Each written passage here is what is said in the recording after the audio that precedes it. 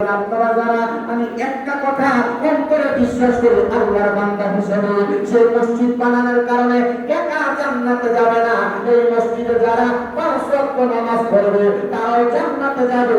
আপনারা বলেন নামাজ পড়ে আমরা জান্নাতের ভাগীদার হইতে চাই কি চাই না? জান্নাতের ভাগীদার কি নামাজ পড়া না সাইরা? সাইরা। পড়া না সাইরা?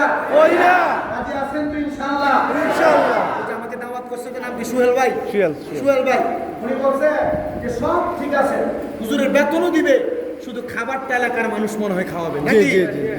এটা আপনাদেরকে ভাগীদার করে নিল আর কি। আলহামদুলিল্লাহ। কোন মিয়া থাকবেন দেশের বাইরে আমেরিকাতে, কিন্তু আপনারা ওই যে খাবার খাওয়াইবেন হুজুরে, জান্নাতের দিক দিয়েও কিনা হবে। ওই যে এখানে এসে নামাজ পড়বেন, জান্নাতের দিক দিয়েও কিনা হবে। রাজি আছেন তো ইনশাআল্লাহ? ইনশাআল্লাহ। নামাজ পড়বেন, আল্লাহ কবুল করেন, আমিন করেন। আমিন। সুবহান নামাজ দিয়ে উদ্বোধন হবে নাকি? আল্লাহ কবুল করেন, আমিন করেন। আমিন। দোয়া করবেন আল্লাহ যেন সবাইকে কবুল করে, আমিন করে। গুরু শুরু করেন আল্লাহুম্মা